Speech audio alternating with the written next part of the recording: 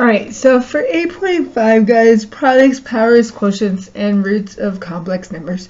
What I want you to keep in mind as we're going through this is look at what the question is actually having us do to remember what processes we do at certain things, okay? So here we have some rules. We have our product rule. So if Z and W are complex numbers, and we have our polar form. So we have complex numbers that we change into polar form. Then we are able to do the product rule. Okay. Power rule, which is de Moivre's theorem. Okay. Again, complex numbers to polar form, and then we are able to solve. And then we have our quotient rule also. Okay. So we're not going to worry about the unit circle right now. Just have it out if you need it. Alright, so example 1. Let Z equals 2 square root of 3 plus 2i and W equals negative 1 plus I square root of 3. Find the following. Before we do anything else, let's write our numbers in polar form. So the idea is if you switched it ahead and looked at what we're going to do next, we're going to do the product, the power, and the quotient rule. But for each of these, what we need to do is change it into polar form first. So we're just going to change everything into polar form right off the bat and then be able to use this, okay? So we've got to do both of these. So I'm going to do Z equals 2 square root of 3 plus 2i on this side, and then I'll do W equals negative 1 plus I square root of 3 on this side. Okay, so what we need for polar form, of course, is we still need the modulus and we need our theta, okay, because we're going to do the modulus cis theta. Okay, so for this, the modulus equals, well, if we did the square root of 2 square root of 3 squared plus 2 squared, right? That's how we found the modulus. We get that the modulus equals 4. Okay, now think of this. To get theta, we do tangent of theta, which of course is B over A. And so if we reduce that, use our unit circle, as you can see, we are in quadrant 1. So we get theta equaling pi over 6. So what we're going to do is put our complex into polar form. And we get Z equals 4 cis pi over 6. Okay, we're going to do the same thing for W here. We get the modulus of W equals, okay, if we do the square root, do all that crazy stuff, we get 2 tangent theta B over A. Well, this is in the second quadrant. So we end up getting that theta equals 2 pi over 3. So of course when we put that together, we get W equals 2 cis 2 pi over 3. Okay, so keep this in mind as we go and solve these problems, because we're going to go through all of our rules. Okay, so let's keep in mind from the other page, the rule is we have the modulus of Z times the modulus of W cis of alpha plus beta. Okay, that helps us out with this. So if we think about this, we have 4 times 2 cis pi over 6 plus 2 pi over 3. So of course with that we have 8 cis, And then just remember, guys, when we're adding fractions, they need common denominator, all that stuff. So that gives us 5 pi over 6. And now we can actually solve this through. So remember what this means. It means that 8 times cosine 5 pi over 6 plus I sine 5 pi over 6. So when I do this out with my unit circle, we get negative 4 square root of 3 plus 4i. Okay, so now here's what you need to remember. We started out in complex form, so our answer really should be in complex form if we could get there. So we went from complex form to polar, then we were able to do the product rule and then bring it back to complex. Okay, so now we're going to do the power rule. Okay, now if you look at the other page, the power rule will take the modulus of whatever we're doing to that n value, in this case 5 cis, and then it's an n value of theta, which in that case is 2 pi over 3. Okay, now again, if we put this together, well, the module itself was 2, right? So 2 to the 5th is 32 cis, and I might as well put this together. I get 10 pi over 3. Now I'm going to spread that out. I get 32 cosine 10 pi over 3 plus I sine 10 pi over 3, and then I can use my unit circle. Now remember, 10 pi over 3 is going to go around the circle a full once over, so 10 pi over 3 is the same thing as 4 pi over 3, and then when we multiply that through, we end up getting that it is negative 16 minus 16 I square root of 3. Again, take a moment. I'm skipping a few steps right here because we could find this value on the unit circle, then multiply it by 32. Okay, find that value on the unit circle, multiply it by 32. All right, our quotient rule. All right, well, our quotient rule is the modulo of z divided by the modulo of w cis alpha minus beta.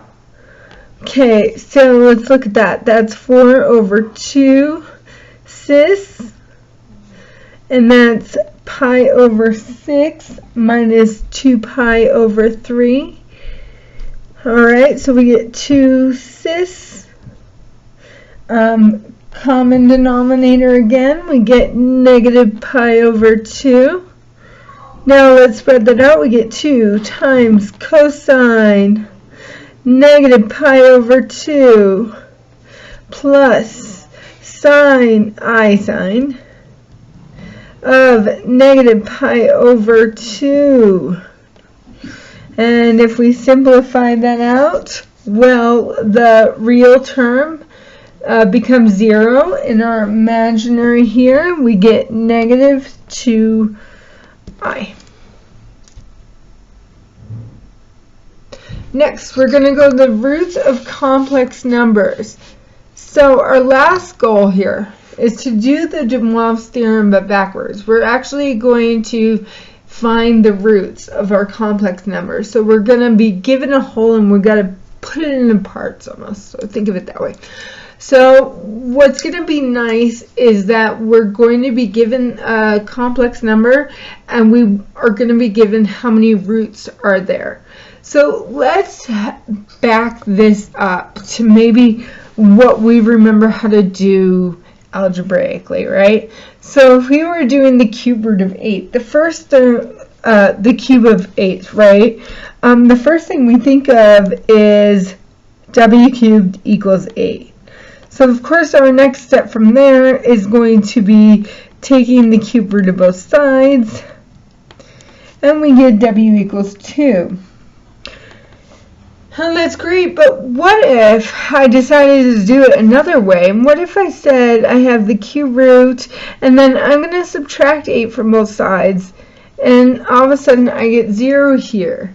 And now we factor out this algebraically.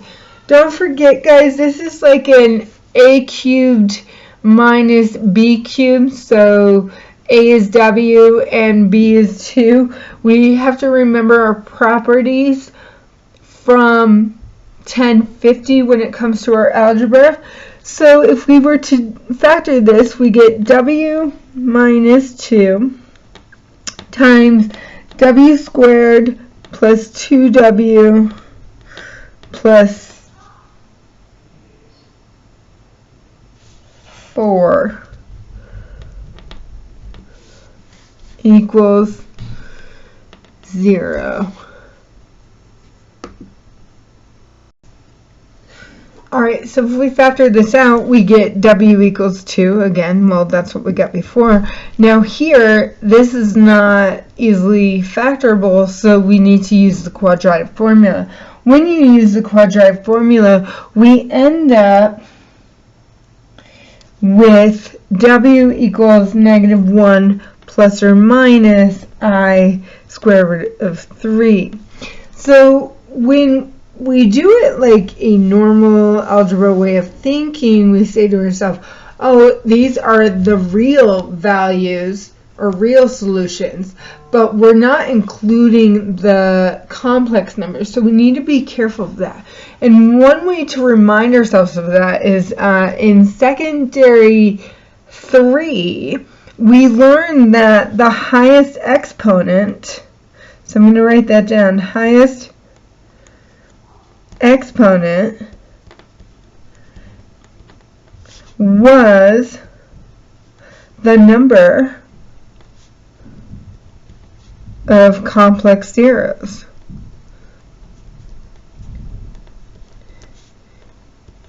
And since we are doing complex terms, we have to keep in mind all of these zeros. Alright, so what we're going to do now is solve the same problem, but we're going to use the idea of going to polar form and coming back to it to see if it changes anything. Alright, so remember we're using 8 still, right? So that's the idea. So really, if we think about 8 in terms of a complex term, we would have 8 plus 0i. Now, if we put that into a polar, right, we would have our r being 8 and our theta being 0. So, cis 0. And I keep putting theta down, 0. Okay, but what did we want to do with this? If you looked at it, we were looking at w cubed equals 8, and we wanted to find where those roots are. So let's think of this. If we're cubing something, remember that's the same thing as us saying the modulus cubed cis and then 3 theta right now because n. So it's to the nth power. So those two are both n's. And then we're saying this actually equals 8 cis 0. Okay, so, and again I put theta, it meant 0. So hard to remember that. Okay, so when we think of this, that means that when we think of this in a coordinate pair, this would be the modulus of w cubed, comma 3 alpha.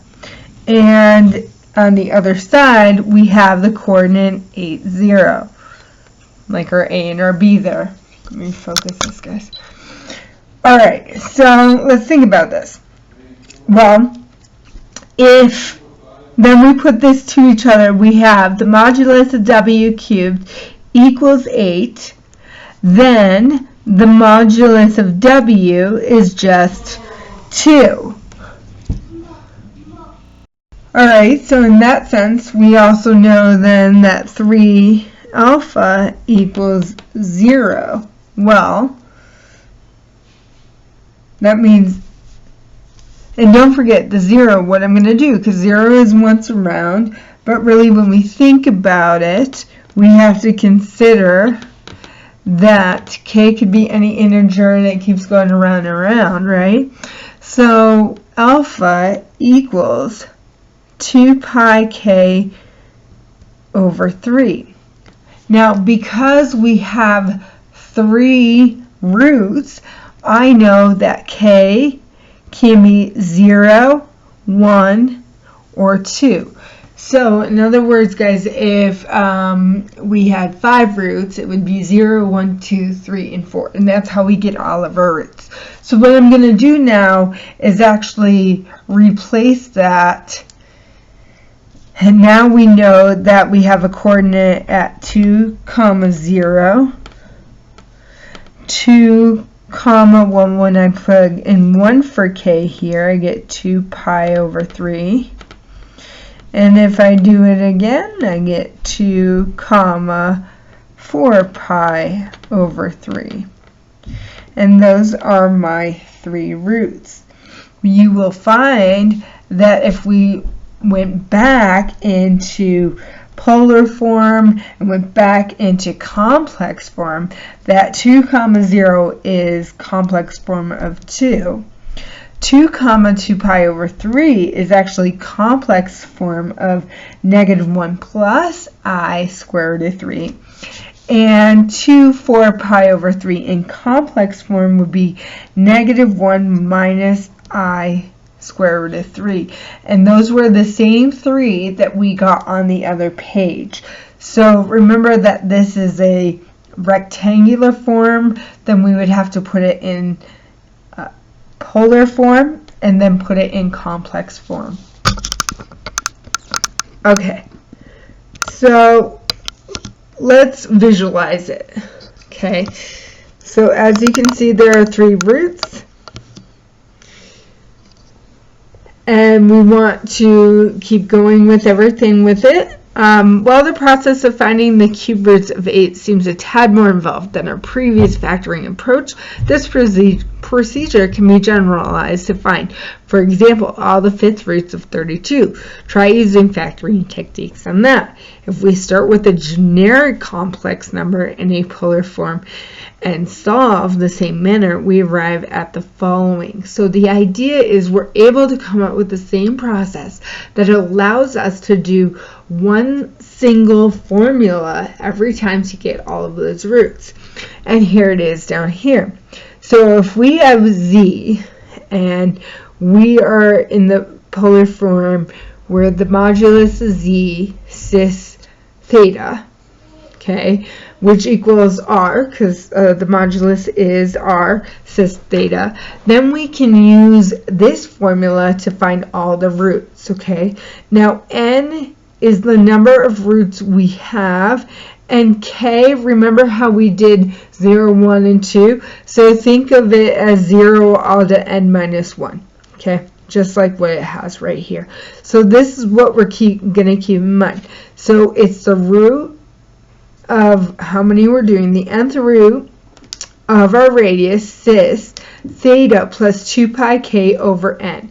And we're going to be able to use this each time to find the roots. So keep that in mind. Our goal is to find the roots. Okay. A. So the first thing we're going to do is change this into polar form. If we change this into polar form, okay, you do the square root of, both those things squared, we get 4. And then cis and theta, remember, it's tangent theta equals, in this case it would be 2 square root of 3 over 2. So in this case, 2 square root of 3 over, and it would be -2, right? So we end up getting 2 pi over 3. Alright, so I'm going to show you that again, just so you remember. We're going to find the modulus, or r, okay, and that's with the square root of all that stuff. So negative 2 squared plus 2 square root of 3 squared. That's how to get that 4. Then how to get the 2 pi over 3? Well, it's tangent theta equals b, so 2 square root of 3 over negative 2.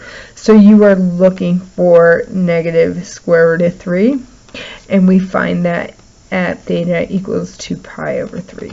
I know it's just the 2 pi over 3 because it's in the second quadrant.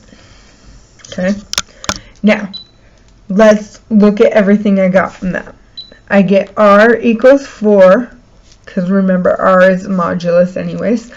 I get theta equals 2 pi over 3, and then don't forget we need our n. N is our root, so in this case we are going to the second there.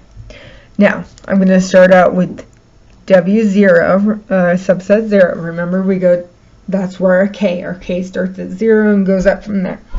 So if you remember, it's the nth root, so our n is 2, so square root of our r, which is 4, cis, and then if I put this on, I'm actually going to separate the two terms instead of having it like the formula, guys. So I get 2 pi over 3 all over 2 plus 2 pi over 2, and our k in this case is 0.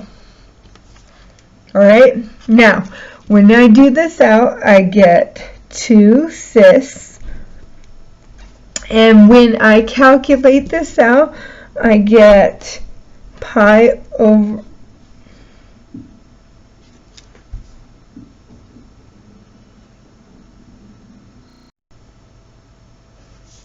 3.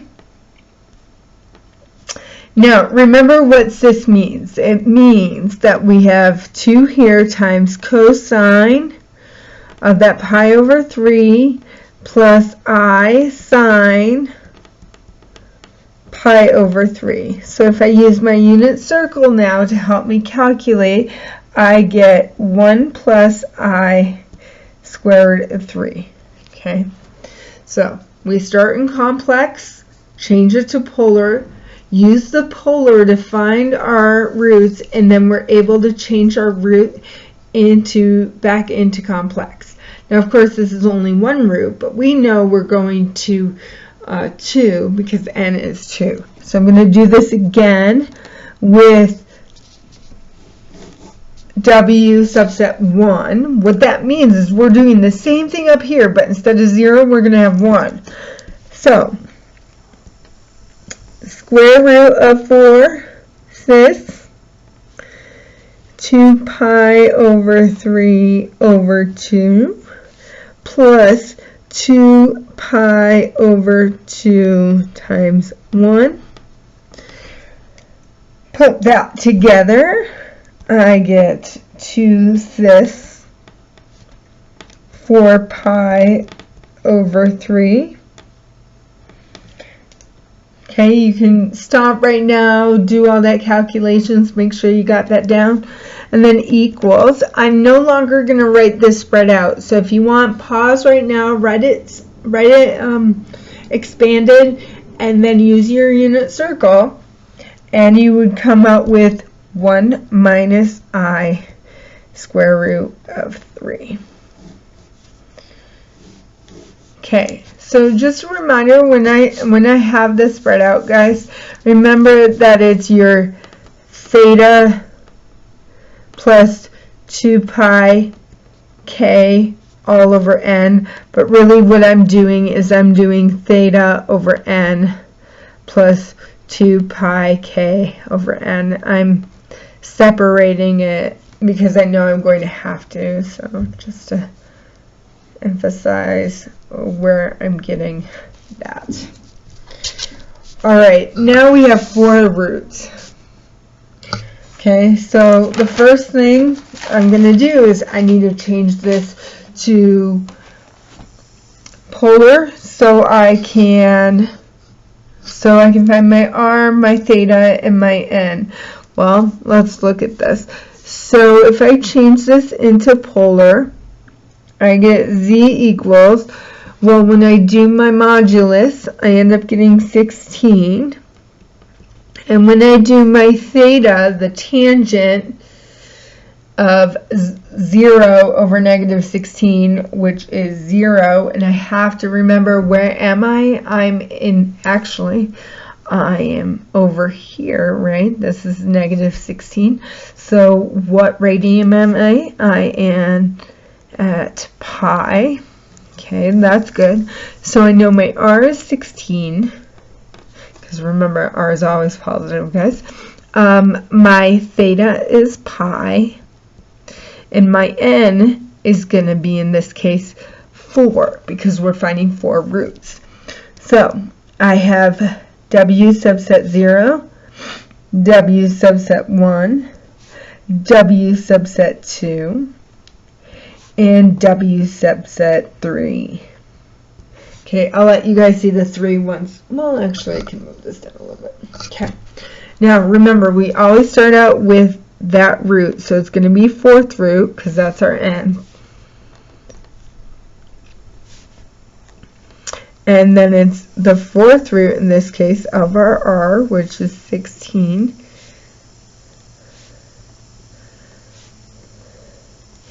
Then cis. Actually, no, not cis here. Sorry, guys. Yeah. I don't know why I didn't say that. Cis. Of. And now I'm going to do pi over 4 plus 2 pi over 4 times 0, where this one is going to be pi over 4 plus 2 pi over 4 times 1. This one is cis pi over 4 plus 2 pi over 4 times 2, cis pi over 4 plus 2 pi over 4 times 3. Okay? Now, just to remember, it's theta over our n plus 2 pi k over our n. So that's where I'm getting the pi over 4 and 2 pi over 4. Now, if we simplify these, okay, in the first one here, we would get 2 cis pi over 4. In the next one here, we get 2 cis 3 pi over 4, 2 cis 5 pi over 4, and the last one is 2 cis 7 pi over 4. Alright, we just found our roots, but our roots right now are in polar form, so let's see if we can, these are nice numbers on our unit circle, so let's change them into our complex roots. So we get 2 square root of 2 plus I square root of 2. Remember, this is just doing the cosine of pi over 4 plus I sine pi over 4 and then distributing that 2 out. This one becomes negative square root of 2 plus I square root of 2. We do this one out, we get negative square root of 2 minus I square root of 2. And our last one is square root of 2 minus I square root of 2. And there are 4 roots. Alright guys, 2 more. Alright, 3 roots. Alright, so first of all, let's figure out this in polar form. So we get z equals, well, square root of a squared plus b squared. We end up getting 2. And then theta, well, if we did tangent theta of square root of 2 over square root of 2, which is 1, and we're in the first quadrant, so Q1, that must be pi over 4.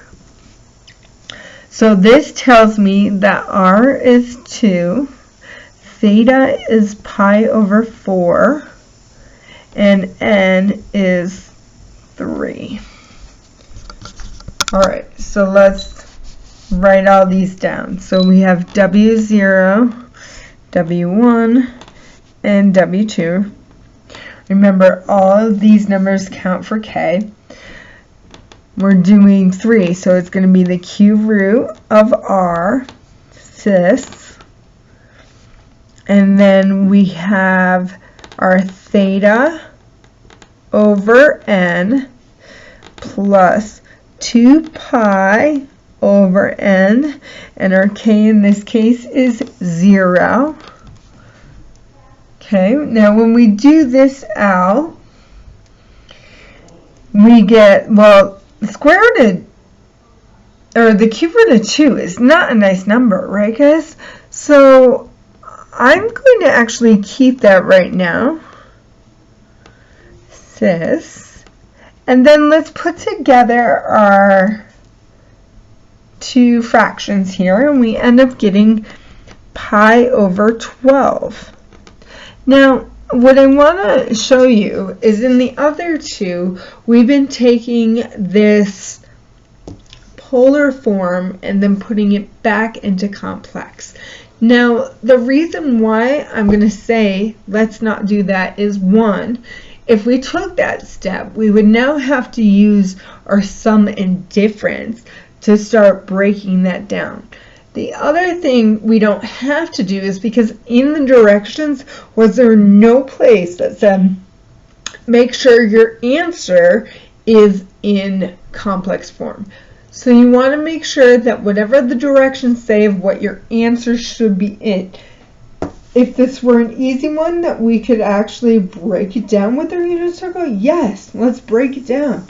But we don't have pi over 12 in our unit circle. We can break that down, right? We can break it down to sum and difference and do that. But since the directions don't tell us we have to do it, why take that step? So we're going to do the same thing with the other 2 values here. I get the cube root of 2 cis. This is going to be pi over 4 over 3 plus 2 pi over 3 times 1,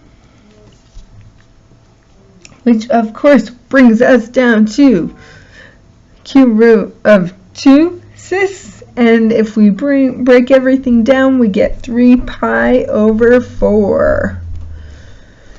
And the last one here, cube root of 2 cis, we get pi over 4 over 3 plus 2 pi over 3 times 2, and everything reduces to the cube root of 2 cis, 17 pi over 12. Whew. All right. D, 5th root. That's a lot. But let's look at this complex number. It's just 1, which is awesome because that means our polar is 1 cis 0. Think of that, right? It's right here. And that radian is 0. So our R is 1, our theta is 0, and we're doing the 5th. Okay. And this one's actually really nice, guys. because we get W0, W1, W2, W3, W4. Okay. Now we're doing the fifth root of 1 cis, and then we get 0 over 5 plus 2 pi over 5 times 0. Oh, that's going to be nice, guys, right? Because what's the fifth root of 1? Well, it is 1. And then 0 plus 0 is 0. Which actually brings us to the value of 1. Yay. Alright, so guys, I'm not going to keep writing the fifth root of 1 because we know that is the value of 1. So, cis, we have 0 over 5 is 0, and that's going to stay the same throughout this. So why should I write that down? You guys understand? I'm not going to write 0 over 5 every time here, just like I wouldn't write the fifth root of 1 here, since I know the value. So really, all I'm doing each time is in this one, I'm saying 2 pi over 5 times 1, which is just 2 pi over 5. In the next one, again, 0 over 5 is 0, so I'm not going to put that in there. We would have 2 pi over 5 times 2, which is 4 pi over 5. The next one, cis, I would have 2 pi over 5 times 3, which is 6 pi over 5. And the next one is going to be 8 pi over 5. Now, of course, if we look at these radians right now, these are not simple radians, okay? Again, we would have to manipulate, if we could, our sum and difference. In this case, we can't even manipulate it into sum or difference, so we would have to use our calculator for doing cosine of 2 pi over 5 and sine of 2 pi over 5. But I like things exact, and again, in the directions, they didn't say put it into complex terms. So I am going to keep my answers in this form.